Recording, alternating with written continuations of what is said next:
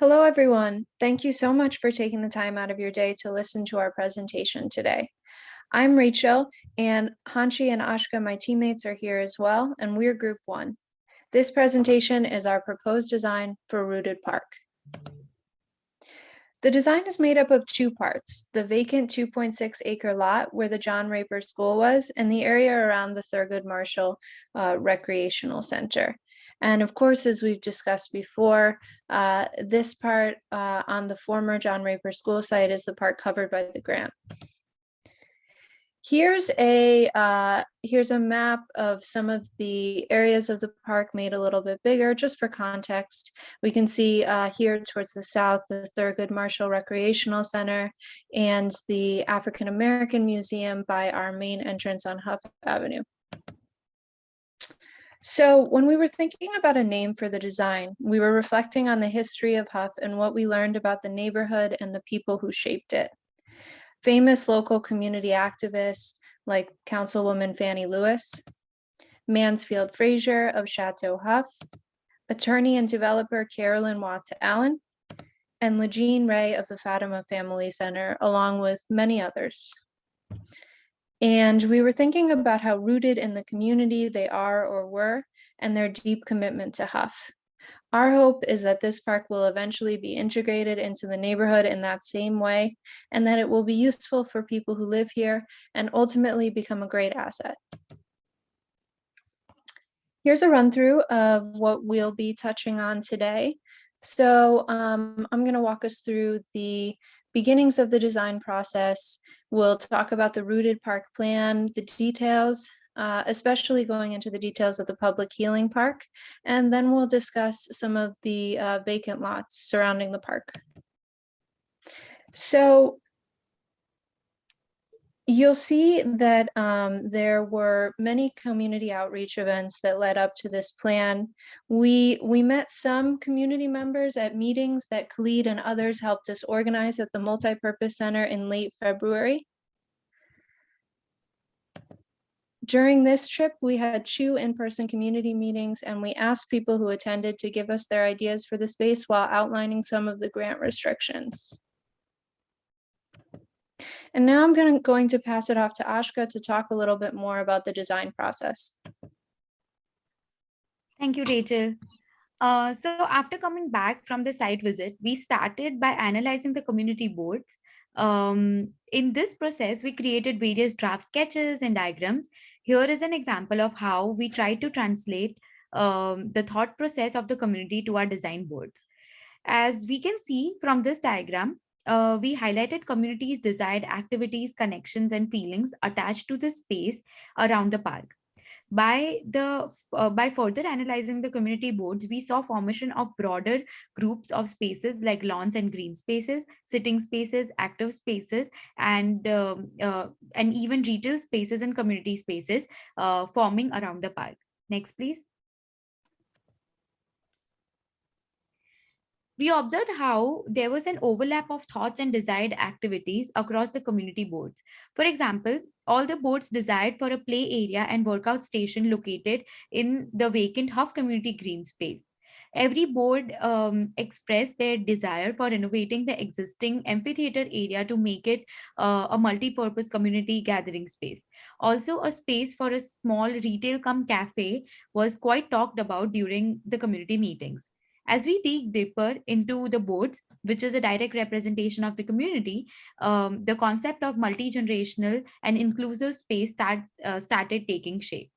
Next, please. We also observed how community wanted the park edges adjoining the streets to be attractive and vibrant with varied vegetation, arts, and sculptures. There was also a repetitive desire of connecting the space to the surrounding areas and providing easy and direct access from the surrounding streets. Next, please. So based on these community boards and for further developing the community ideas into design for the space, we came up with 3 main design principles. They are firstly, accessibility. We want to create a space for the community with not only easy access from the edges, but also smooth movement within the space.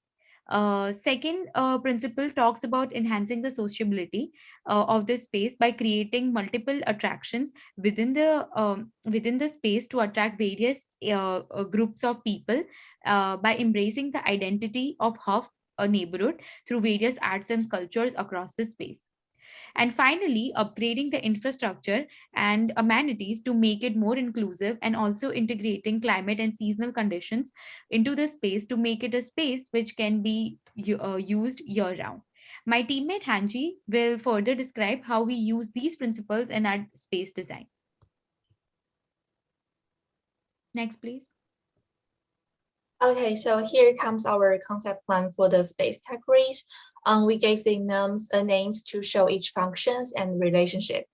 On the north side, which is initially a vacant parcel, it will going to be the public healing park in the future with adult exercise, artwork, botanical garden, and rain garden in it, providing an aesthetic and peaceful healing function here. Next, please. Aside, it is the community stage built on the base of initial amphitheater, providing opportunities to hold activities here. Next, please. The outdoor classroom will provide wooden platform for people to do quiet exercises like yoga and also workshop place as well. Next. The village farm, family farms and retail will have container retail to sell the food that grow in the family farm. Next, please. The sports diamond will give opportunities for multiple sports function, including the baseball field, tennis court, and event spaces for off-season. Next, please. The play zone will include children's splash zone and also targeted playing ground for different ages of kids. Next, please. The art gallery and botanical work is close to the south entrance, providing a welcoming and vibrant artwork and plantings as the background while people enter into the space. Next, please. So here comes to the final plan with more detailed information on it. We highlighted the loops to show the connection among spaces and also the 0 to 5, 5 to 10, and 10 to 15-year-old kids playground are more clear here. For the vegetation, we want to remain most of the existing trees in the site and also adding some new native species. River of grasses consisted of perennials and ornamental grasses, which will become a landscape view throughout the whole area, especially in healing garden and art botanical gallery and walk. And here is the passive and active plan. We are mainly using the design principles for sociability that Ashika has mentioned before, and we have the passive, active, and space between them. Next, please. Then the road network.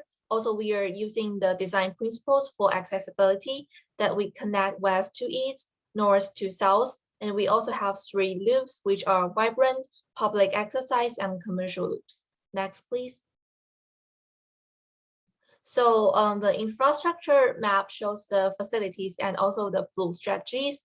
We are using design principles for infrastructures and amenities. We will have abundant facilities of seatings, artwork, and also the art exhibition area, playing facilities, shelter, and water feature inside. There will also have food chunks on the south corner and the north entrance. For the blue strategies, we will have rain garden bioswales in the site to help with water management. Next, please.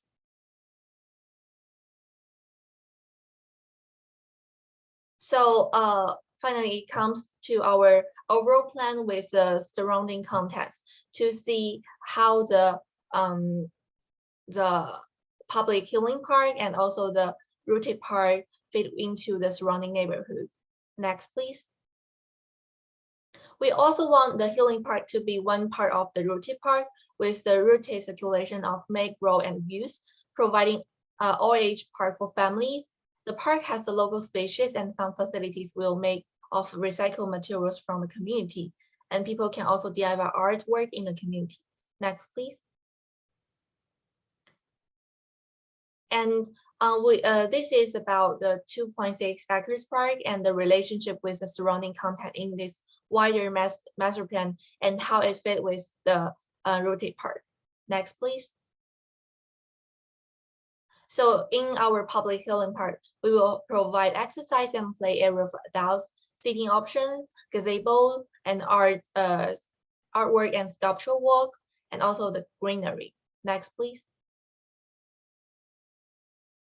And here is our detailed plan for the park. We have the cycling paths and the bike parking around the park, and also a welcoming entrance at the north side of the park. We will have the bios walls, river loop, recycled wood trunk walk, river of grasses, green garden, adults exercise facilities, gazebo, artwork in our park, and we will talk about it in the next slides. Next, please. So we will talk about each layer into details, and it is detailed into several layers, including infrastructure, lighting, art, route, vegetation, and yeah. And so Ashka will talk about the infrastructure first. Thank you, Hanji. Next, please. Yeah, the area labeled A in this infrastructure map showcases adults exercising area with different outdoor exercising tools and setups. During our community meetings and discussions, the lack of outdoor space for activities for adults, especially for elderly, was pointed out time and time again. This space in the park enhances to the physical as well as the mental well-being of the community. Just above the exercising area, we have proposed a passive recreation area with options of various board game tables and group seating spaces. This kind of setting will act like gathering space for the people and hence promote social cohesion. The idea behind designing such space were that they can come in the morning or late afternoon for their cup of coffee and daily newspaper, play a bit of friendly chess game, refresh, regenerate, and continue with their daily chores. We've also proposed a gazebo adjoining the exercise space. This covered space can be resting space after the exercising or a space to protect from harsh sun or extreme rains. Next, please.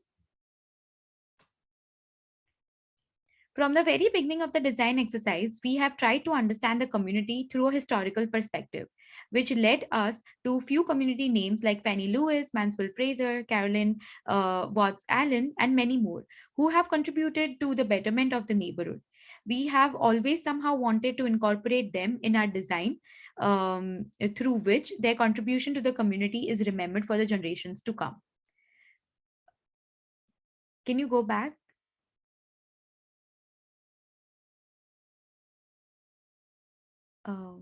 One slide back. I'm sorry, I'm trying to figure out how. There we go. Yeah. Yes. Sorry about that. It's okay.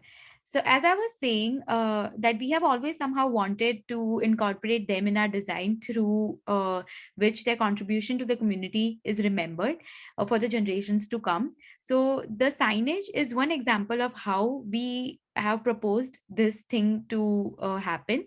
We name various areas of the park by their names like Fannie Lewis Public Healing Park, or Mansfield Fraser Community Space, or Lajine Ray Sports Diamond, etc. Next, please. While proposing the seating spaces around the rooted park, we tried to include various options and arrangements. We tried to incorporate the seating areas which can provide privacy and a bit of seclusion from the surrounding areas. Like the one shown in the picture a swing seating nestled in the thick vegetation to provide a calming and peaceful and private environment to the user. And there would be a few seating options which can cater to huge groups of people like the one demonstrated in picture B. We also wanted to propose few mobile sitting options for the people so that it can be utilized according to their need. For example, to be in sun or to be in shade, to sit with large group of people, or just to read a book in a quiet corner under this shade. This adds to the outdoor comfort of the space and also enhances people's ownership of this space. And finally, we propose few table seating options like the one in the picture, which can promote social interaction among the users, leading to passive recreational activities like picnics or board games. Next, please. This is a rendering of one of the space inside the park, which showcases the adults exercising area with the seating under the gazebo, which we talked about earlier. It also showcases the recycled wood trunk walk, which could be doubled as a plaything for kids, and a walkway to for across the lawns. We try to add a bit of topography inside the lawn area through grass mounds to add a bit more character to the space. Next, please. During the community meeting, the concept of safety and security has been discussed number of times. Advocate lighting around the park is not only a major influence of the park's safety, but also influences the character of the park during evening and nighttime. Therefore, we try to incorporate different types of lighting around the park, like path lighting, which would illuminate the routes and the paths across the park, the soft glowing lawn lights, which could make the open areas more accessible and usable at night. And finally, hanging lights in the lawn areas, especially during the community events, to add to the backyard feel of the park. We acknowledge the fact that the lighting could be an expensive component to build, so that we try. For this reason, we try to incorporate the lighting, which could be solar and which are cost effective and are which requires less maintenance. Next, please. Rachel will talk a little bit more about the art zone details. Thank you, Ashka. So for the art zone, we really wanted to focus on park sculptures that were not only works of art and relevant to the community, we wanted to focus on multi-purpose pieces of art. So you can see in this top image here, that it's not only artwork, but it's seating, so people can sit and relax. And then underneath, you'll also see temporary movable art walls. We spoke to residents and they were interested in having art exhibited and also having that art be somewhat interchangeable, replaceable, so that people could come in and see new things. So as you'll see in our design at the right, we really tried to take that to heart and reflect that in several places in the park. We also were considering a workshop as a good program, possibly for kids to learn more about art and create some themselves. So here is an image of the southeast entrance to the park, where we'll show you a little bit more about the art walls that are reflected here. So we wanted, again, sculptures that you could interact with. We thought that that would make for a welcoming entrance. The jogging loop connects to the entrance, and you have the art wall there on the left. And again, because a multi-generational park was an important need that it was expressed, we also wanted to have seating options here for people that just wanted to sit back and observe. So this is a before image of the southwest entrance to the park. And you'll see here, again, the art elements are reflected. We have the sign for Rooted Park, which welcomes people in. Again, we have the seating, and we have lighting here to keep people feeling safe and having everything illuminated. Next, I'm going to talk a little bit more about our plan for the paths within the park. So we have several options here for an internal path, and I'll talk a little bit more about the materials that we have in mind that we're suggesting on the next slide. But we heard the community loud and clear when they said that they wanted to incorporate recycled materials. So we do that below with C in the north end of the park. We wanted to combine spaces for walking and cycling, so to have nice wide paths where people could choose what kind of exercise they wanted to engage in. And then at night, one idea we had was a light up path. Again, of course, as Ashka mentioned, a lot of that is going to be dependent on cost. So as far as the materials go,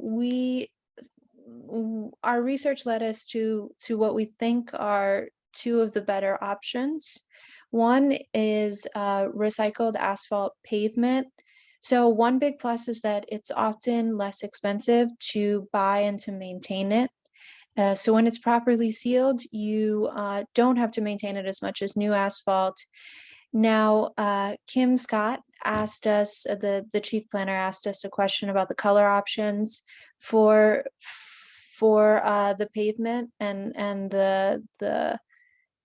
and basically there may be less color options depending on how it's produced. So again, that's something for the community to look into. Decomposed granite is another recycled material option. So it feels like gravel without feeling loose under your feet. It's easy to use, just like the first option for people with accessibility issues. And it's a little bit more eco-friendly because it's permeable. It lasts for about 10 to 14 years. And next I'm going to pass it off to Hanshi, who is going to take you through a rendering. Okay, so here is the before image of the eastern entrance of the park. And next, please. The after rendering shows a welcoming entrance and also hindered pathways. And also we have the rendering showing the like how the vibrant loop has worked with the surrounding river of grasses and also the pedestrian area that connects to the public exercise place. So next, please. And also here is another rendering before image of the east entrance. Next, please. Here is a new rendering showing the welcome entrance and unhindered path. We use the vibrant colors to distinguish the pedestrian path and the cycling path. And they will have the street light and ornamental grasses along the path and the park signage and introduction board at the entrance for welcoming instruction. Next, please. So here it comes to the vegetation plan. Next, please. We will mainly use the native species and protect the existing trees. And we will have the river of grasses, which is one of the symptoms in the park as ornamental grasses goes along the park. And we will also have the perennial mix and shrub mix at the south part of the park. And the planting edges will work as fencing mainly on the north and the west part of the park. And the park will be able to hold activities and park events on the lawns, and people can have a seat and rest in the botanical area and maybe reading a book and having lunch here. Next, please. Here is the planting example pictures. And according to the Ohio Native Species list, we also have, we would like to use some native oak and cherry as the deciduous trees to provide seasonal interest. And also the ornamental grasses goes along the park. The lawns will have high water tolerance species, which is planting on it, working as the rain gardens. And here are some examples of the perennial mix, shrub mix, and also providing some seasonal interest. And also here is the example of the planting edge. Next, please.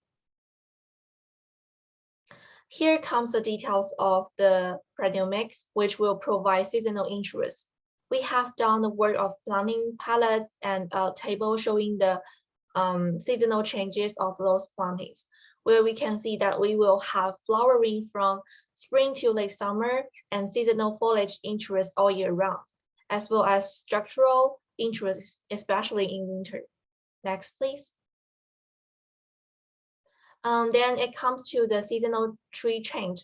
Except the existing trees, we will mainly use native species on the Ohio species list, including the fire cherry, yellow birch, and red oak, which are all could provide seasonal interest and give the park a sense of lively all year round.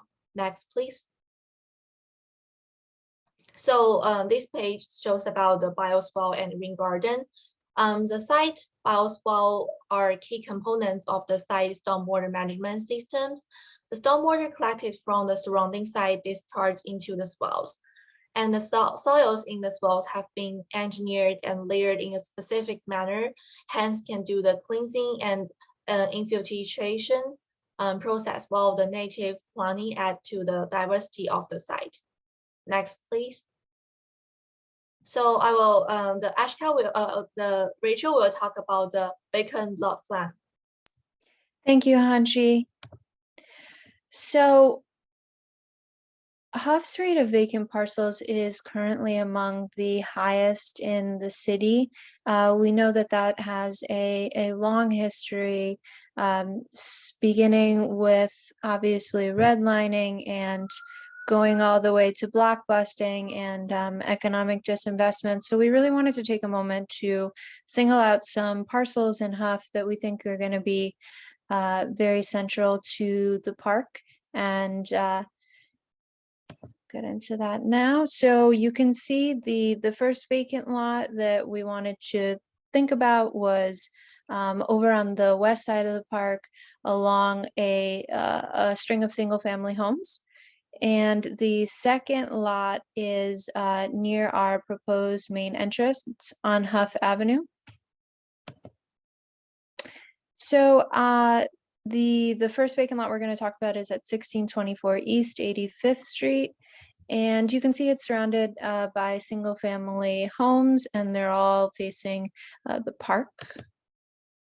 So what we'd like to propose is a duplex or a triplex to add a little bit more dense housing while still keeping in character with what's already on the block.